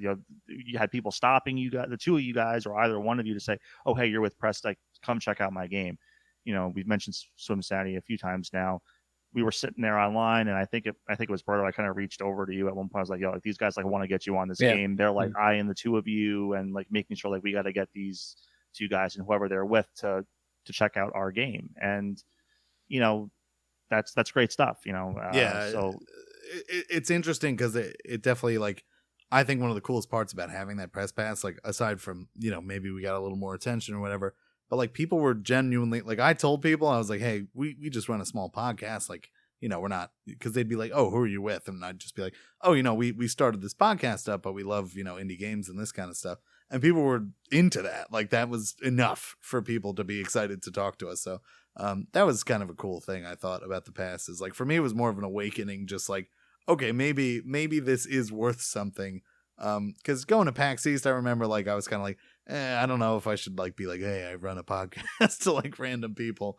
But it was cool that we actually did get something out of it. And I do think people actually appreciated that we were talking to them with those passes. Oh yeah, no, there's definitely social capital that comes with something like a press pass. And like I said, like you meant that once you get to the level where you're starting to get, press credentials for a bigger show like a PAX East, not only are devs going to look after you and be like, oh, hey, we have a dedicated line for press if you want to check out this game. I remember when we were at PAX East in Boston this year, when I was trying that, like, what was it, that Cyber Ninja game, they had like the one line for, the regular con goers, and they had like another line strictly for like influencers and press.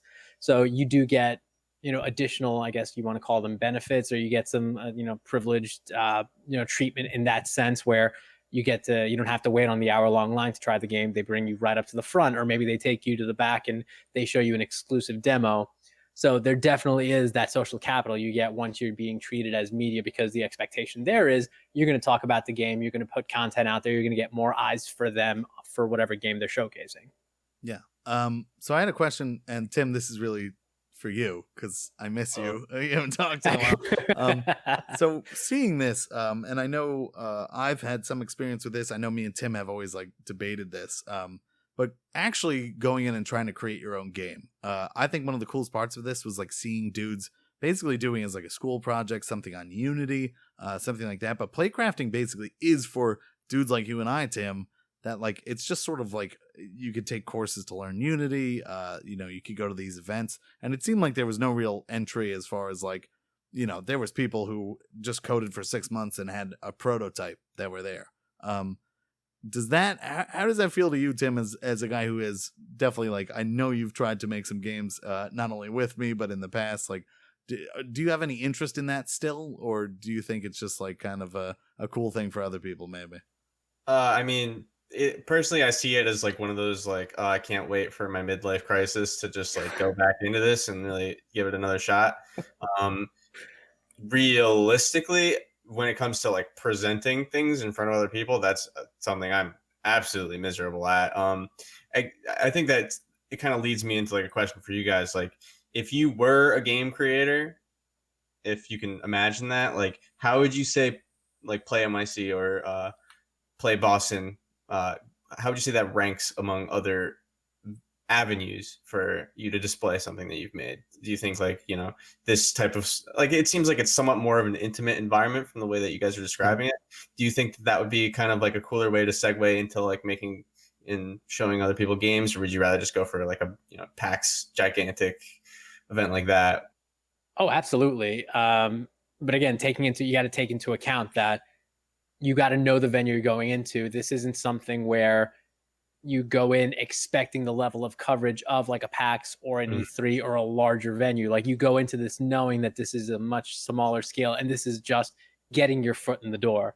And if maybe you're like that one in like 1,500, that one in 2,000 that happens to get the right set of eyes from the right outlet at the right time, then it segues into a PAX or a much larger show. But as far as just getting your name out there and starting, just starting that grind, this is a great way to do it. And it's a local show. New York City, we do have, as far as media for video games, like Kotaku has offices here in New York. Cheddar has an esports thing here in the city. So it's not like New York doesn't have any names that you wouldn't associate with like large scale media outlets. Yeah, I agree. I mean, I think, well, actually, what I took out of Tim's commentary was, I guess I'm at the midlife crisis point, leaving my law job to start You the Gamers. But to get to the real, the real question, I would say I think this is like a lot of things, in terms of start. You've got like your own like mini startup, and you've got to get out there, right? And frankly, if I was if I was in that position, I'd probably go to as many of these things, as I could, really within reason. As someone's weighing in the chat, great place for the melding. Just to get exposure, to make the connections, to start small, so you just get a feel for it. And it's like, I think it's like anything else.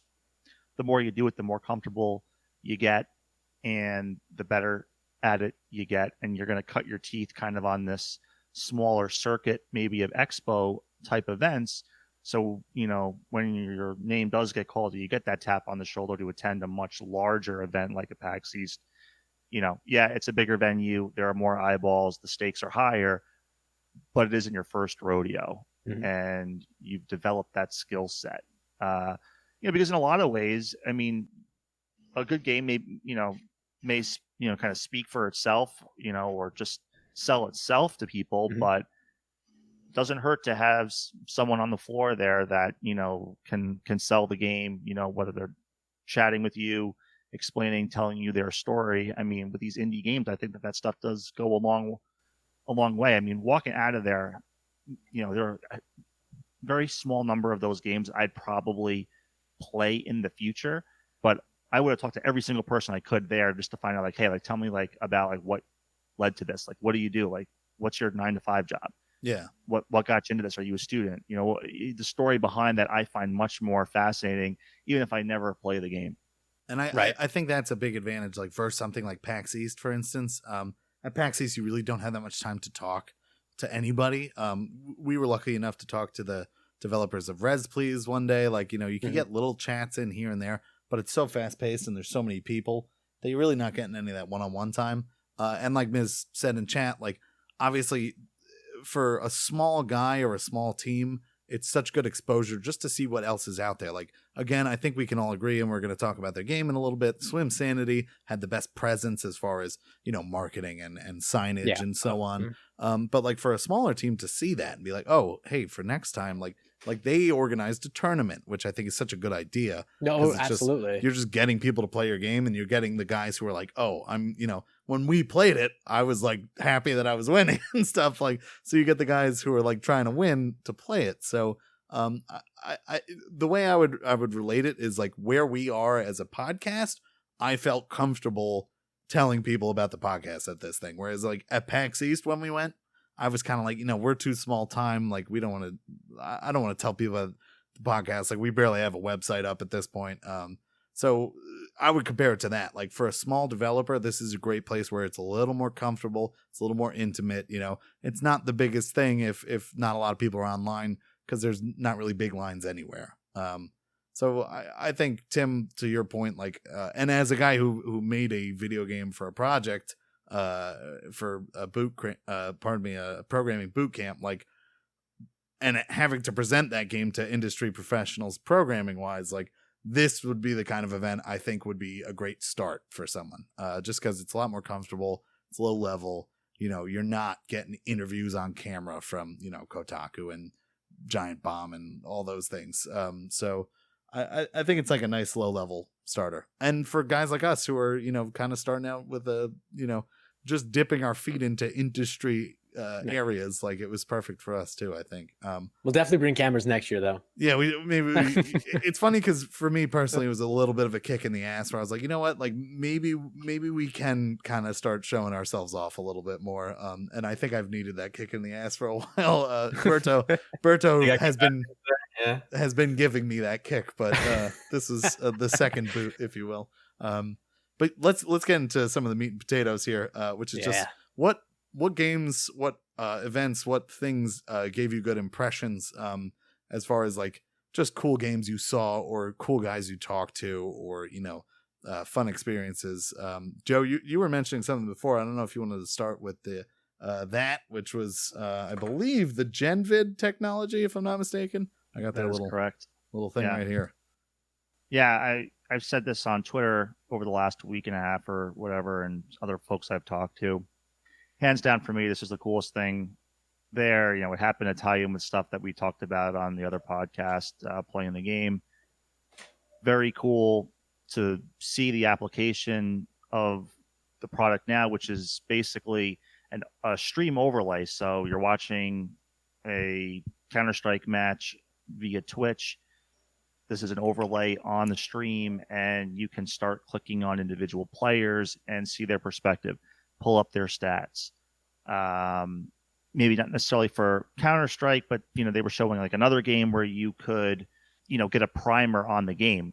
Deets Nuts and I were talking about, the ESPN stream of Apex Legends. You turn this thing on, never watched this before. You're like, what the fuck is going on here? I have no idea, no context.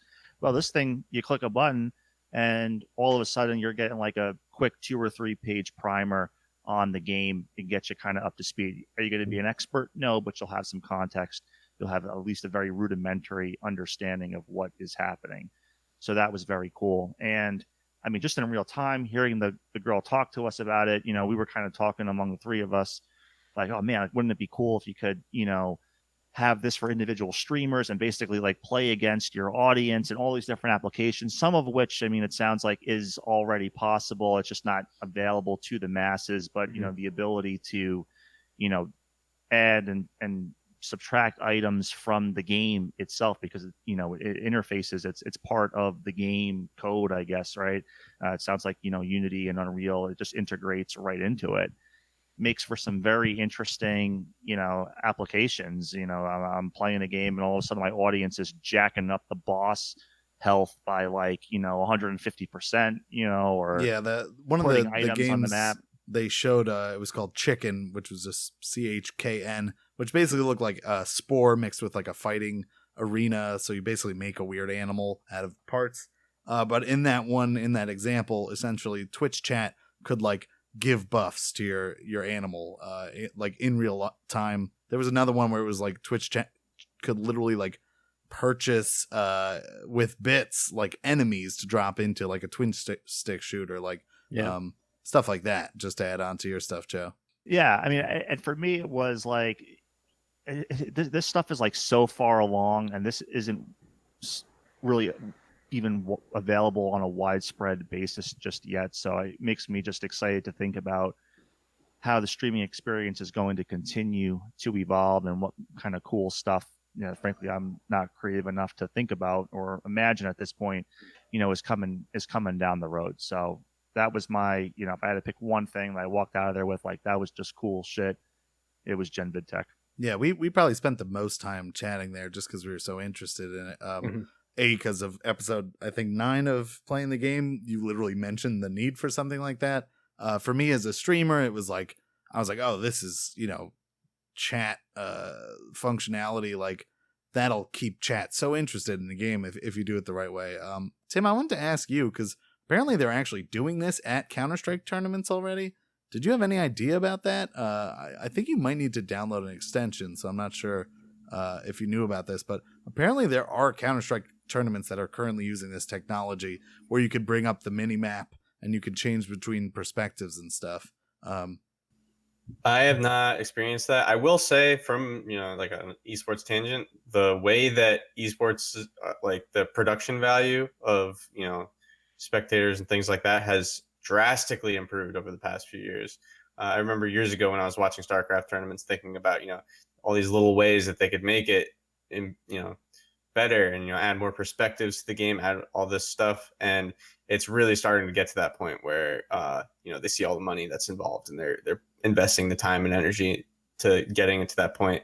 I've never experienced anything on that level, other than I remember using my Vive to watch some Dota 2 tournaments in VR. There's some cool ways to spectate that, but that would be very, like, as somebody who watches a lot of Counter-Strike, that would be really cool if you could break it down like that and really do that. So I know there's a huge CS tournament coming up, and if I'll do some research and see if there's any way I can get access to this technology, because that would definitely interest me. I was thinking of doing it. I was going to look into it because I think it's just a Twitch extension basically that you download. It is strange because I kept asking them like integration with Twitch, but it seems like it's more about integrating with the game itself. And that's kind of how you gain this technology. Like when you make a game, they basically have a way to build it into your game and specifically tailor it to your game, which I thought was actually kind of cool, because you could make a game, a small indie game that just like thrives on that kind of activity. And I feel like you could take off on Twitch just by having that interactivity. I think there was like a small licensing fee and maybe a small percentage shaved off of profits or something like that. That went along with it, but I just thought it was kind of cool, the stream interaction part. Especially as a guy who does stream and has recently started doing like gambling and stuff to try to keep people staying in my channel on Mario Maker. Well, the funny thing about it was, and just to bring it up as a comparison point, so after seeing this, like I'm all high on this cool product and the application of it. So this past weekend, was it this past weekend? Maybe or yeah, it must have been this past weekend. Call of Duty World Championship, right? And they've got a pretty sophisticated stream setup where you're seeing the team members that are still alive and what guns they have and their their HP remaining, and you could see all these different perspectives and player outlines. But I'm watching, I'm like, damn, like this is pretty good, but it's not as good as the thing that we saw. Yeah. So even like they're already a step behind as to where I think that this is all going. Yeah, one of the cool things they had set up, they had like some of the more intense stuff set up in I think it was Unreal 2K12 or whatever the last Unreal tournament was. But they had a thing where basically like Twitch chat could vote on who to watch and it would change in real time, which is kind of cool because it's like basically viewer driven like broadcast to a point where they could literally vote to kill a player on the map, which was a little bit crazy. But like, just imagine like playing a game as a streamer and your chat's just trying to plot against you, and they can like make it slower. All for of a sudden, 10 seconds. you just like drop dead for no reason. You're like, God damn it, chat. Yeah, like with enough bits, they could just kill you. Berto, did you want to drop something that you really liked? I mean, as far as like the coolest thing overall, I'm definitely in agreement that this was quite possibly the coolest thing that they showcased, at least in my opinion. Also, at Play NYC. Just because, with esports becoming, as big as it is now and trying to get that like wide, that wide acceptance, that mainstream like audience, this is basically how you do it. You don't have to understand, like if you don't understand what's going on in the game, you have a developer develop, an overlay for the stream when they're showing it on TV, and it makes it very easy for you to follow the same way you watch like an NFL match, and they have like the sky cam and it shows you like, here's the first down marker, here's the line of scrimmage, that's how you have, like, here's the, you got 3rd and 10, here's where they got to get to. Like if you put that all on the screen for someone who's watching like at home on their couch and make it easy for them to follow the action, that's how you make esports like a legitimate thing, and it grows beyond just, video game fans. So the possibilities with this technology, that's where it really like blows my mind, and that's why I think this is definitely one of the coolest things that was shown on the show floor. Did you want to drop like another game or something? Because I'm just gonna kind of go through all the games that I was thinking of eventually. But well, I mean, as far as my personal pick of the show is definitely Swim Sanity. With, I mean, surprise, we've been talking about it, but definitely the most fleshed out game of all the ones we saw. And again, they've been developing it for some time, and they've had, that sort of marketing push. This isn't, like Joe mentioned earlier, this isn't their first rodeo. They've been around already. They've showcased their game. They were featured as a Nintendo, as an indie, so they have that going for them also. They're releasing pretty much on all platforms on Steam. I think Steam, but I know for a fact Xbox, PS4. I think it was all 4 platforms, yeah. Yeah, so definitely the most fully fleshed out game. We talked to the devs, we got the story behind them, which was actually a really cool story, where it's like the one guy who took like I think like a Flash, development class, and that Flash game developed into this game. The 2 guys quit their jobs. They basically put everything they had into this game. You have the one guy who, he was telling us once, he gets married soon, that's the next step he's going to take. So he's still at his full-time job, but eventually he's going to join them, and they're all basically going to go all in on this together. And the game is also 3 dudes over 8 years, like just grinding away at this thing, which was dope. Yeah. And it's like they have a co-op campaign. They have a multiplayer format. They have pretty much all the beats that you're looking for in a game. So, if you don't have 3 guys to play this with, is sort of like a beat 'em up, you can play the co-op the campaign on your own. So they have like pretty much all their bases covered. It is a fully fleshed out game. Yeah, that game was a lot of fun. And probably was, I would say, the most fleshed out, if not the best game at the show. Mm-hmm. I wanted to mention, sorry, I'm trying to like keep track of which ones we've talked about. I wanted to mention Kung Fu Kickball, which was one developer made. It's a very like simple game, not too crazy, like 8-bit inspired graphics. But it seemed like the kind of game that like if you bought that for $5 with a couple of friends, like it was so much fun. Basically, you're trying to kick a kickball into the opponent's goal, which is just a big bell, and you can essentially hit teleport or jump. Like that was it. There was little combos I think you could do. I started figuring some stuff out towards the end. But just like one of those really quick and easy, like kind of party mini game indie games. I'm trying to think of the fencing game that it reminds me of that I can't think of. There was a fencing game where it's just two guys and you just fence each other. Nidhogg, maybe? Nidhogg, yes, exactly. Oh, yes, Nidhogg. It reminds me a lot of Nidhogg. That game was a lot of fun. I think that was one of the first that me and Joe sat down and played, but then Berto ended up playing. So I wanted to give that game a shout out, certainly. Any other, I'd say we just shout out games at this point that we want to talk about. I have a bunch, so I'm trying to mow through them quick, but I mean, as far as stepping away from the digital and interactive, they also had like a board game section, and one of the people that I talked to, I guess you can call them board game devs. On day one, I reached out to them and met them, talked to them about their board game, Zero Inbox, which was kind of like a parody game where your job is to get rid of all your work by pawning it off on someone else, or just make it look like you're busy. And then at the very end, you're like, no work. This was just all fake emails that I'm holding to make you think I'm doing work. And coming from corporate America, it's just really funny how much of a like this is really funny, because this is kind of like what people do on a daily basis at work.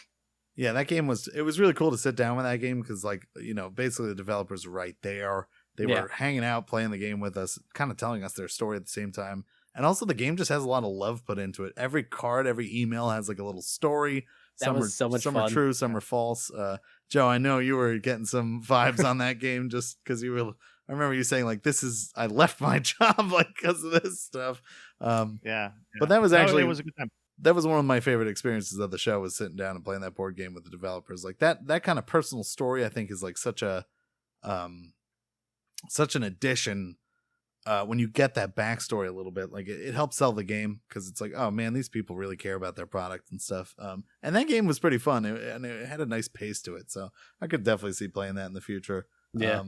Joe, any other shout outs you wanted to do? The other one I really liked was I think it was called Heave Ho. Heave Ho, yeah. That's Devolver Digital's publishing that one. Yeah, again, another party game. You're basically trying to get from point A to point B with these characters, but basically like a head, two long arms that you controlled with the thumbsticks, and then your triggers controlled, your left hand and your right hand. The idea was that the four you had to, connect and swing and grapple on to the next area. And then they introduced hazards and items to avoid. So again, another party game where I could see, you have some friends over, let's have a few beers. Yeah, that's definitely a game I'm looking. It's an Extra Life game. That's an Extra Life stream game, 100%. Tim, I think you would enjoy that game. I was surprised at how hard it was. I thought we were going to do a lot better. I know we started like halfway through the levels, but we talked a lot of shit coming into that. Yeah, but it's just that goofy sit down fun that's like just perfect for giggling on a couch about. It's funny because the advertising for that game, because it was out in an email ahead of time, was just people laughing with like weird dubs laughter over them, and that's basically what we did that whole time. We were just like giggling and trying to communicate. That was definitely one of my favorite games as well. I did want to mention which there was another game that I really, really liked. This was actually it was a single developer. The guy seemed really tired when we talked to him. He actually was like, but it's called Steel Assault. I actually looked this one up. It had a Kickstarter that had just hit the goal of like $8,000. Nice. It had very much like a Sega Super Nintendo retro graphics vibe. And looked like pretty intense action. You kind of have this like, and I didn't get to play the game that much because I played a boss level and just got my ass kicked like really quick. But he had this sort of like electric kind of zipline hook shot thing that he not only fought with, but kind of I think you could zip around on regular levels with. But the boss fight was like amazingly designed, and the visuals on it was really cool. Reminded me a lot of like old school kind of beat 'em ups, but definitely with like way more intense graphics physics going on there. That would look pretty cool. I think Joe, you got to play that one a little bit as well. Yeah, it was cool. They had the filter over there, so you were getting the straight out of he put the filter on it. and it had curvature, so it actually looked like it was on a CRT. So it looked like an old CRT. Which, dude, CRTs, like every time I see them, I'm just like, oh, I want one so bad. I love seeing those at these things. So I'm just gonna throw a few quick ones out there just to make sure I hit everybody because everyone was so nice to us. We played this game, Burfia, which was a weird duck chicken arena game where you're little like cube chickens and you have to deliver items while attacking each other with weird weapons. I don't know if you guys remember that. That was early on. I kept falling off. Wait a second. Hold on. That was the objective. We were supposed to be delivering something somewhere? So there was an item. Like, first of all, we didn't realize we were on teams for a while because whoever was on my team was just killing me over and over again. I forget who it was. Wait. Okay. No, I'm thinking of a different game. Yeah. Now I was killing you over and over again. Okay. Yes. Right. I thought I was on Berto's team. Yeah. So you had to deliver an item for points, but you could kill each other. That looked like it was fun. It didn't seem crazy fleshed out, but definitely I was giggling through that one. There was that chicken game, which was clearly like a mobile game. That's the one where you had to run with the egg. Basically, you have to run with an egg on your back as a chicken, and you tap to jump, and it's very difficult. That was a 2D picture graphics. The chicken would burst into KFC drumsticks if you touched flame. Just kind of a fun mobile game. Like, it had some good humor to it, but I could see that being addictive on your phone. So go check that out. We played Zarvot. That was the emotional cube game we played, Joe. That might be the one you were thinking of. Okay. And it kept going into that like slow-mo scene whenever someone got killed and you were disjointed because of it. Basically, you were a little cube and you could kind of either do like an AoE attack, you could shoot, you could jump, you could dash. We played with like what I thought was a dad and his kid, and we ruined that kid's life on the second one because we crushed him so bad. But he won the first game. He was talking shit. I mean, when he got on, he's like, "Oh, I won!" Like he beat his dad down. Then and then Mustard was like, "All right, Mustard had to come back. Welcome to the real world, kid." Yeah. That game was definitely. I had a good time playing that game. I mean, any of these sort of party games, I can have fun. Joe did mention, and we actually, I think, said it to the. I don't think the developer was there. That might have been a volunteer. But there's this sort of like slow-mo every time someone dies. And it was just like every time someone died, you could just line up your next shot so easy. And it added a weird like pacing break to the game. So maybe that could have been fixed a little bit. But I think that's why the devs are there to get some input on these games too. Outpost Delta. Berto, you played this one. This is a twin stick Metroidvania kind of game. That game looked pretty fleshed out, actually. It was a decently fleshed out game. I think they were going to do a little minor tweaks here and there, but from what I played, it seemed like pretty much almost a finished product. Yeah, and clearly, like, that game, I think, suffered from the demo was just a little too, like, you didn't have access to the gravity or anything, which you could switch later on in the game. Yeah. And the demo was just, like, the first level just had too many, like, doors and keys to be opened and stuff.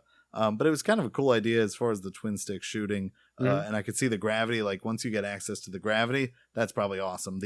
Absolutely. The dude and girl there that I talked to both said basically like giving gravity to new players was like a little too tricky.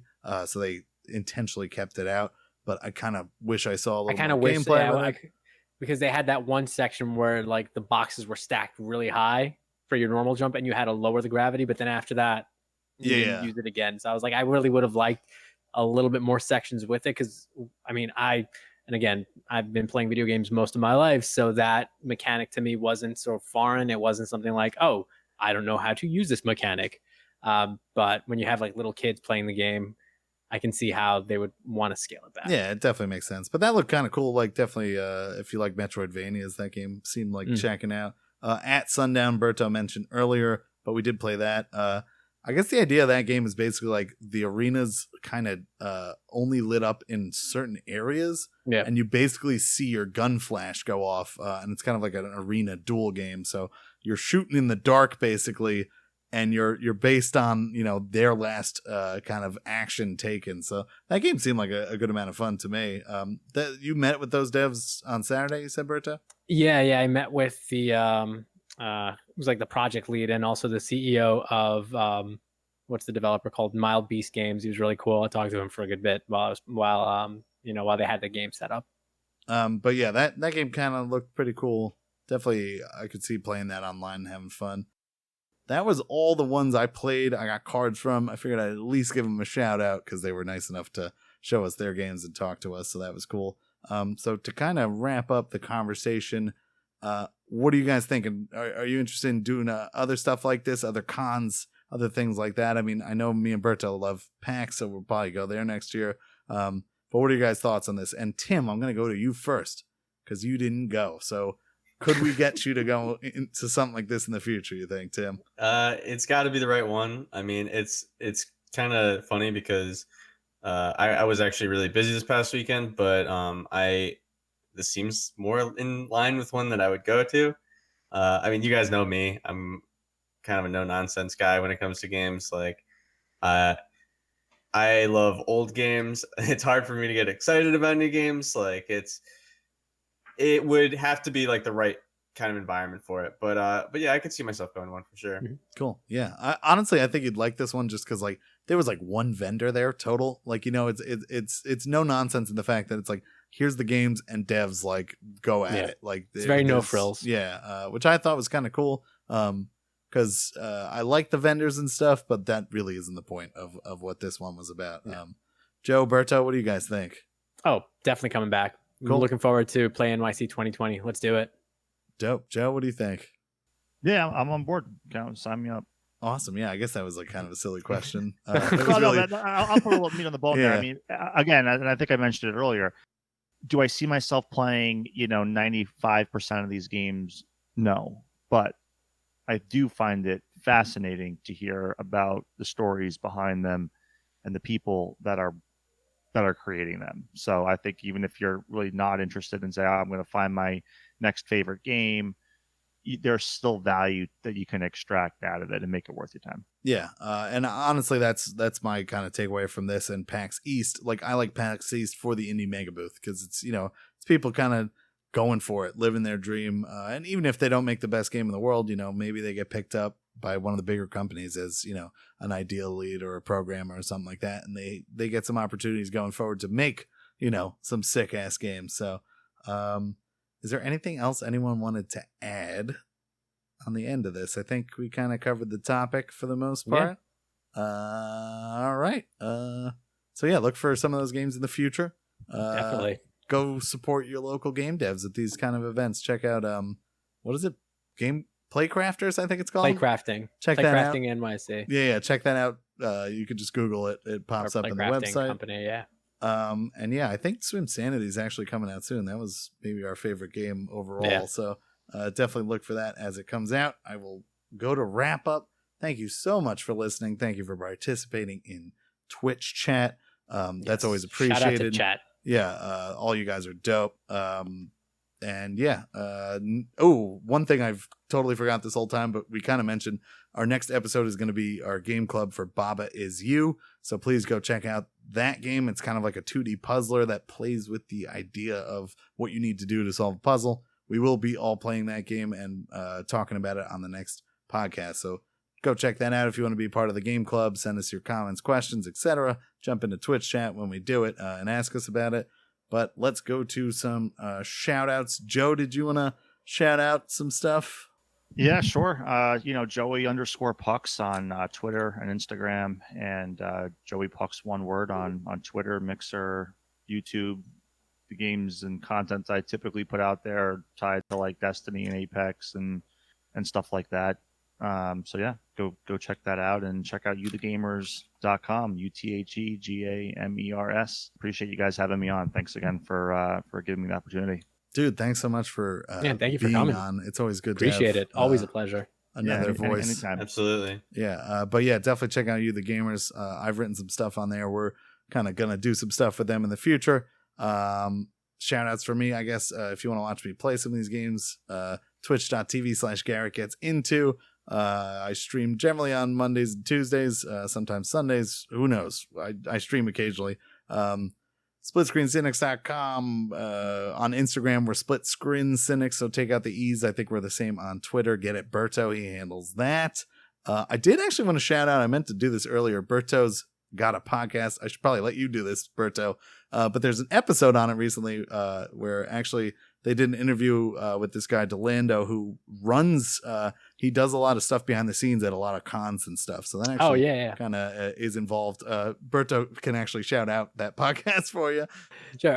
That's Hold Up a Sec. We're a general pop culture podcast, and in one of the recent episodes, like Garrett mentioned, our friend Chris Delanda, who works at Read Pop, he does a lot of the coordinating, specifically for C2E2. That's the con that he's like directly responsible for, but he does a little bit of stuff here and there for all the other cons that Read Pop helps to put together. So New York Comic Con, I know Read Pop recently is doing like PAXs and stuff, so he's got his hand in a bunch of different pots, but C2E2 is mainly his baby, and that's Hold Up a Sec Pod.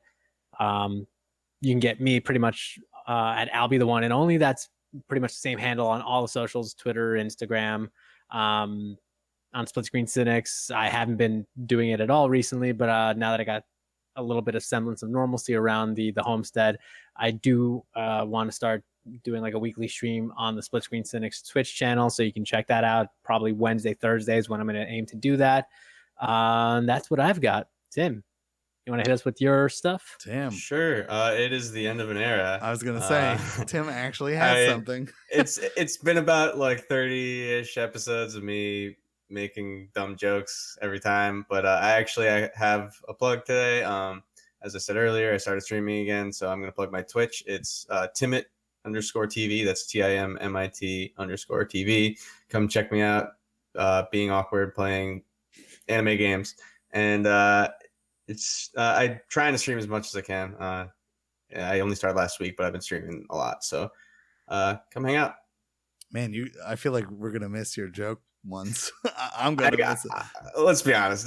I was really running out of material. Yeah. You were grasping at straws at the end. I was about to say. I mean, if it was anything like you to come up with something each week, like it is for me to get like a new icon, I know what it's like. Like this week, I was like, what do I put for Tim? I gave you a little Reddit icon. I started strong, but there's only so many fake things. The end of an era. All right. So thank you so much again for listening. One last shout out. If you're in the New York area and you want to see a cool band, Supersonic Octopus is playing at the bar I bartend at, where recently a bunch of guns were confiscated from a dude. August 24th. We promise there won't be guns there. Supersonic Octopus is playing around 9:00. They're actually pretty dope. I play video games with Billy all the time. He's guitarist and backup vocals or something like that. So check that out if you're like that. Yeah, I don't know. I'm trying to help him out. What are you gonna do? But yes, thank you so much for listening. Keep on gaming. Peace. All right, take it easy, dudes. Bye. Bye. All right, we're still streaming. No, it stopped. It's telling me stop. It stopped.